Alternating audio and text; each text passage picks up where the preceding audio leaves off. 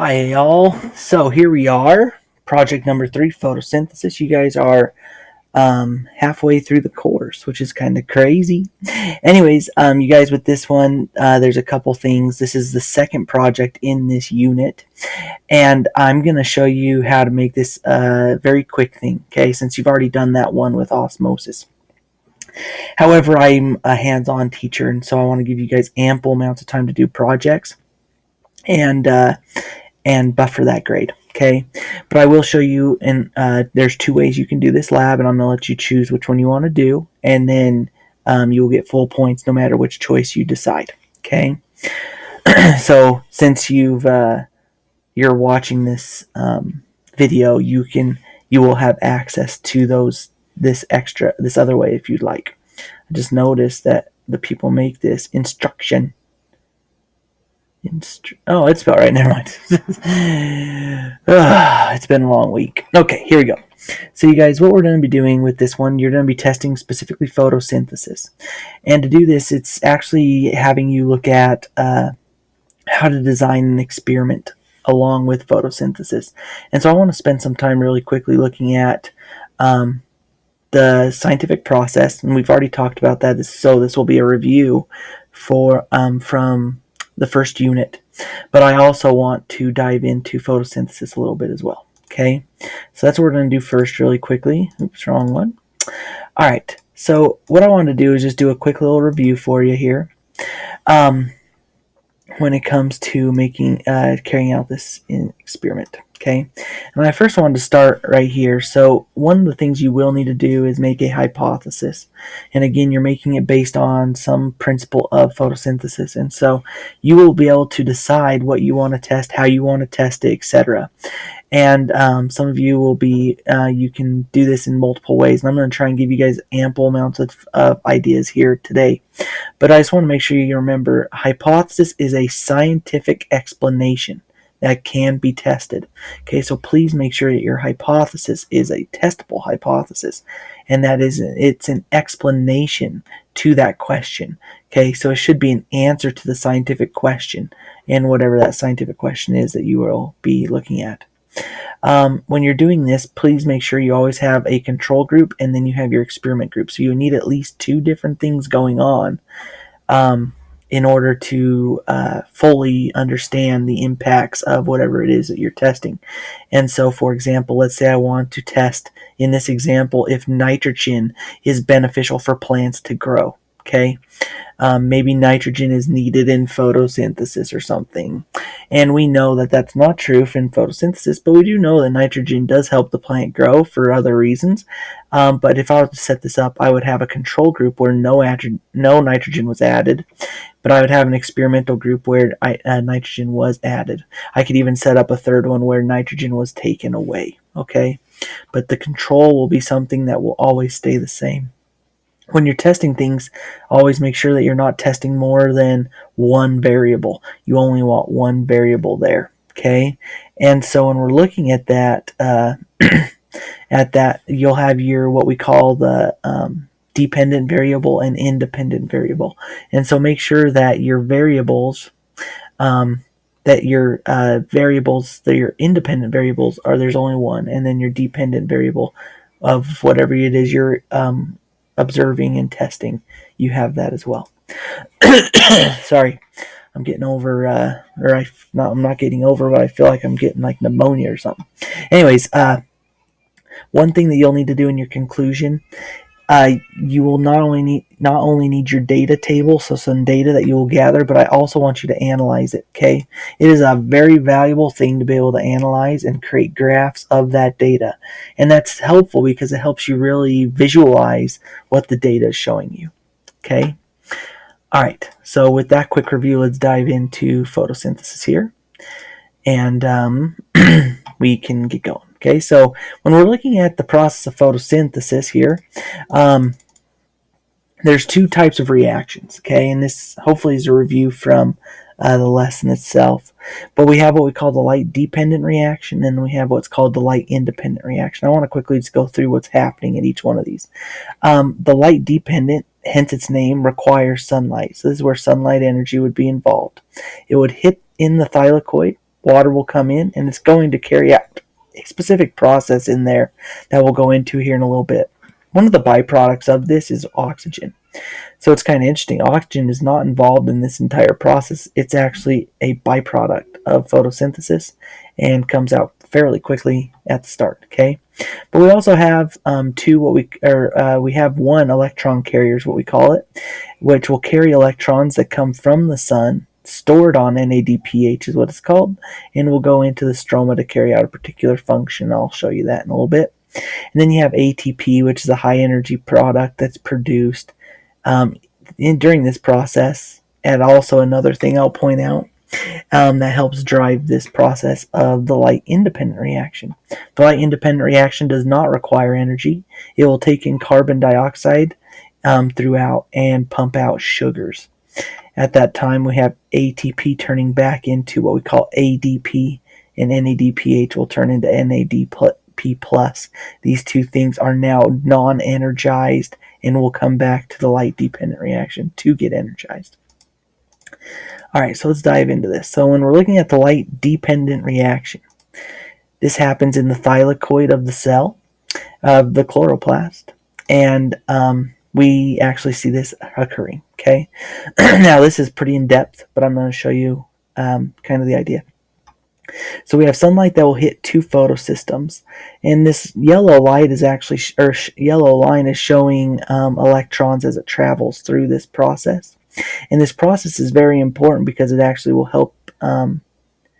It actually is what drives this entire thing. Okay, so what we have is water will come in. Water, when it hits the photosystem, light will cause it to react and break apart. Hydrogen will stay inside what we call the thylakoid space, and oxygen is released, and that's our byproduct. The electrons that come off of this, these hydrogens, come into the photosystem. They get high energized from the sun and help drive this protein channel right here, where this is actually a type of active transport. And it'll push hydrogen from a low concentration to a high concentration. And it's actually this high concentration does something very, very important for the cell. And then what it does is it actually drives this ATP synthase, is what we call it. And ATP synthase produces this ATP energy for the cell. And it's needed to help at the Calvin cycle. When they do that, the electrons lose energy and have to get powered back up again. And when they get powered back up again, they get stored onto NADP+ to make NADPH with some hydrogen. All right. Excuse me. When we're looking at, zooming in, sorry. Yep, I already talked about it. Okay, so when we're looking at the light independent reaction, I'm not going to go into extreme detail here because I don't feel like it's necessary for the scope of this class. But we do have carbon dioxide will come in. Carbon dioxide, the carbon from carbon dioxide is actually what makes the sugar, and the oxygen from carbon dioxide. So carbon dioxide gets rearranged in multiple ways, and that's actually what makes the sugar. Just for your information, it goes through this process twice to make one sugar. So in one cycle, it'll make half of a sugar. It takes two of these processes to do that. And it requires energy to convert carbon dioxide into sugar. And it actually will take away those hydrogen electrons from those electron carriers to help make that sugar molecule. Okay? So this kind of will zoom in, and you can pause it if you need to see that more. But here's where I wanted to get into when we're looking at some things that you could test. Okay, so there are some factors, that will impact photosynthesis, and there's a ton. Okay, so you could test light intensity, you could test temperature. You could test availability water right here. You could test how high of sunlight brightness they get. There's so many things that you could test there. Okay, and so think about how would you be able to test this, especially at home, and that'll help you a ton when you're making that lab. And so going back to this lab here, let's go into the instructions. So your instructions, you will need to have a question to investigate. And what I'm going to do is have a template for you. It's going to follow this kind of idea, so I'll link this to you as well. You need to have a title for your lab, a quick introduction to tell me what is the question that you're trying to answer and why, okay? And then your hypothesis. You'll need a materials and methods section where you will need to tell me the materials that you used and stuff like that, and how you carried out the experiment. The results section is pretty simple. This one you just need to have your data tables, charts, etc. And then you conclude where you either accept or reject your hypothesis, explain why it's accepted using evidence. Okay? So I'll link this for you here. And then you can just make that in a Google Doc, and that's what you'll upload to me. So here's the stuff that you'll need to have. Please make sure you have that in there. And if you follow that template, that'll make sure you have everything. This goes over some stuff ideas, some variables that you could test. You have both plant variables, so some ideas where you could do the type of plant, leaf size, leaf color, etc. And then some variables that you could also test are light intensity, color, etc. The question you have to think about is, well, what data am I going to gather? How will I gather it? And this is a kind of a hard one to do at home. And so I wanted to show you a couple ideas that you could do that I've actually done in my own classroom. And works pretty good. Okay. So let me pull out a...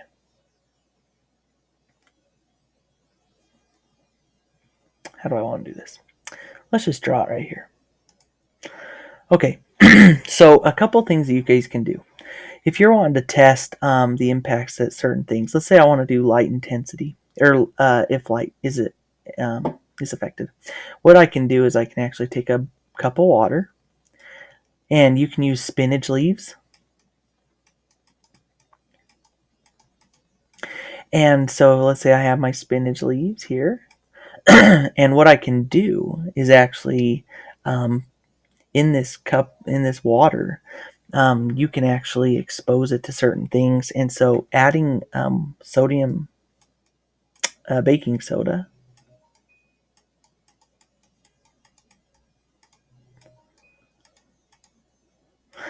if you add baking soda to the water, now let's say that you have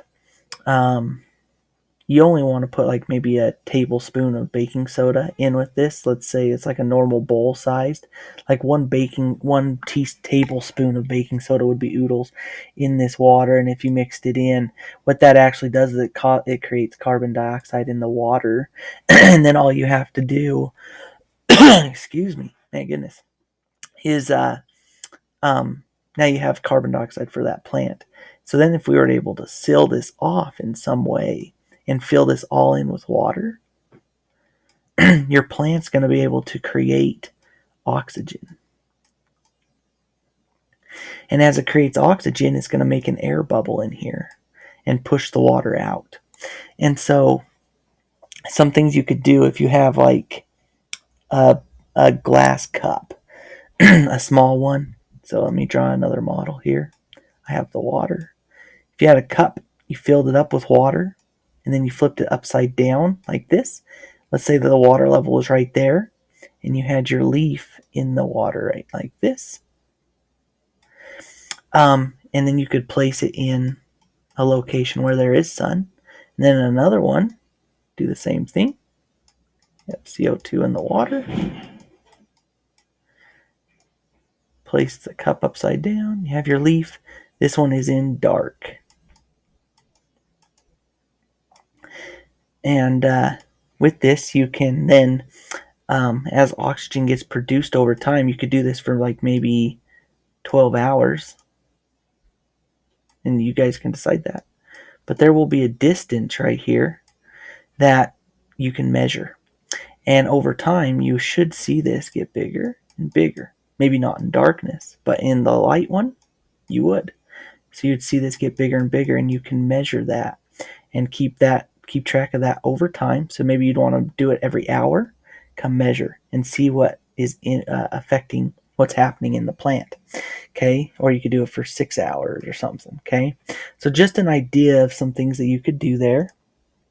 to test this. All right. There's a ton of other ways. Another way that you could do this is I'll do this one in red. If you have a hole puncher, you can hole punch discs out of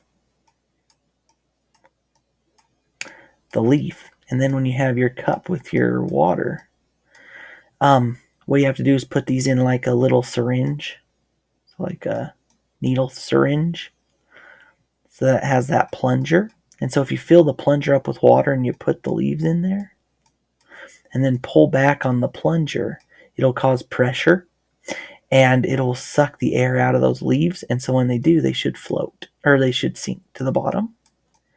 And so when they sink to the bottom over time, as they're creating oxygen, they will float up. Okay? So just another idea if you have one of those. This one's pretty simple though. You just need to have a cup or something that can sit in the water and will stay. So it needs to be kind of heavy.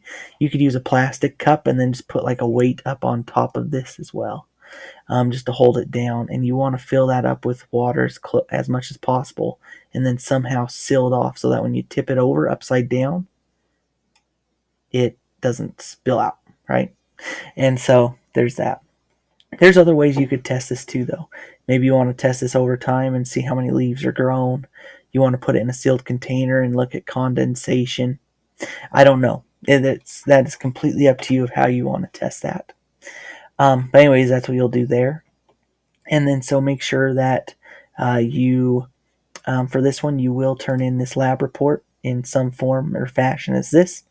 And that's what you will submit to me. Oh, that's right. So here's the second part of the test, or another way that you could do this. So if you go to the internet, and let's say you do not have this type of material, okay, and you're just like, oh, geez, that looks very complicated, Mr. Crook. I don't know what the heck I'm doing. Do this. Type in leaf concord simulation. Okay. And when you pull that up, it's going to bring up this link right here. It says Leaf Photosynthesis STEM Resource Finder Concord. If you click on this, it's going to bring up an thing right here. And so with this right here, if you scroll down right here to where it says Start the Interactive, you can click on this. And look at this. You can test different things and it'll give us some data. And if you scroll down to the bottom even, trying to find the one that's got it, not that one. Maybe it's this one. Yes. So if you go down where it says further investigations, you can actually manipulate sun brightness. Okay. You could test CO2 amounts. You could test water flow. And it'll actually track over time your sugar production. So if we let this go, and let's say that I wanted to test sun brightness, and I have it 36 right here. Maybe I want to go to like 500 ticks or something. I'm going to go to 600. Okay, something like that. So it shows how much sugar was produced over time. And you can even download the chart and everything. Okay, and so this will be over time. So it made 1, 2, 3. And this is over time. So I'd have to add that up. So 1, 3, 6, 7, 8, 9. Right, and so it shows you over time how much sugar was produced, which is kind of cool, and something that you could test as well. So let's say that I wanted to test sun brightness. I could test it at 0, maybe at 50, and then at 100, get data from this, and then using that, fill out my data table or my lab report. Okay, I will link this as well, and if I could, I wish I could embed it. Let me see what I can do here. Anyways, I'll even try to embed this into the quiz for this, and you can use it to help you when you're doing, if that's another option that you'd like to do. So don't always have to do something like this, especially if you don't have the materials, especially because it's wintertime, kind of hard to get some plants. But you could spinach from the store, just like salad spinach does a great job with this if you want to do some real life experimentation such as that. But if you're fine with a model simulation such as this, that'll work as well. Okay? Again, you guys, if you have any questions, don't hesitate to contact me. I will help you through anything I can.